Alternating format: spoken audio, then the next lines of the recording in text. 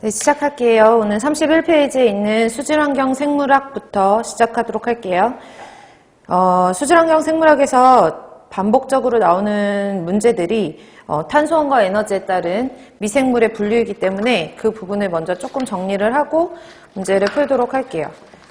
그래서 미생물에 대한 설명으로 틀린 것은 이라고 나와 있는데 제시된 지문 자체가 화학합성 종속 영양 미생물, 아니면 광합성 독립영양계 미생물, 화학합성 독립영양계 미생물, 광합성 종속 영양계 미생물, 이런 식으로 문제가 출제가 됐는데요.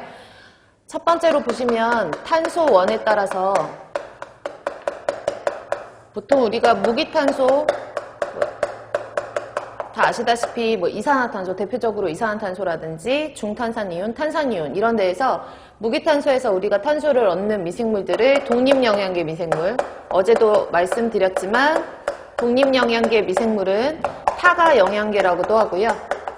영어로는 오토트로프라고 얘기를 해서 오토까지만 암기를 하셔도 되고, 그 다음에 우리가 유기탄소, 유기물에 들어가 있는 탄소 성분, 그러니까 유기물이라고 나와도 똑같은 말이고, 그 유기탄소의 형태로 탄소를 섭취하는 미생물들을 종속영양계 미생물,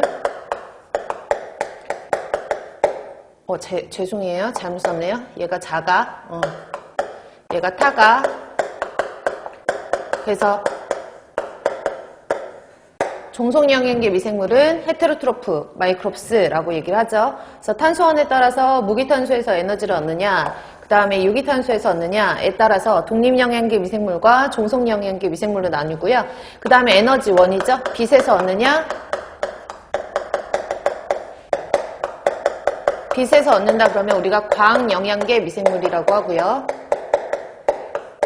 영어로는 포토트로프 마이크롭스. 그 다음에 어떤 화학 반응, 어떤 화학 반응, 조금 더 자세하게 쓰면 산화 반응이나 환원 반응 같은 화학 반응에서 얻는다라고 하면 화학 영양계 미생물.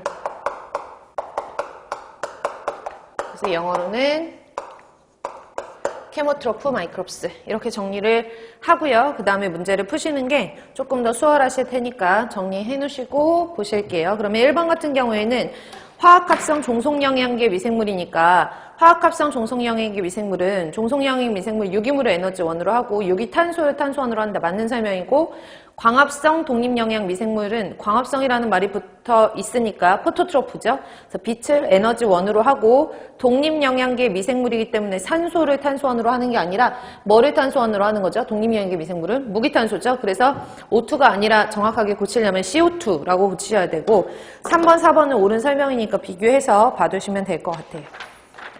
2번으로 넘어갈게요. 다음 사항 중 탈질화 미생물, 어제 지난 시간에 탈질화 미생물에 대해서 설명을 드렸는데, 탈질화 미생물은 종속영양계 미생물이면서 화학영양계 미생물이라고 했어요. 그럼 종속영양계 미생물은 헤테로트로프 마이크롭스고, 그 다음에 화학영양계 미생물은 케모트로프 마이크롭스. 그래서 정답은 2번이에요. 3번을 볼게요. 활성 슬러지 공법에서 주로 사용하는 화학 유기영양계라고 했으니까 화학영양 미생물이면서 유기라는 말이 붙었죠. 그래서 유기영양계는 종속영양계를 뜻하는 얘기예요. 그래서 활성 슬러지 공법에서 주로 사용되는 화학 유기영양계는 화학영양계이면서 종속영양계 미생물을 찾으면 되죠. 탄소원은 어디서 얻어요? 유기탄소에서 얻기 때문에 1번, 2번에 해당하는 이산화탄소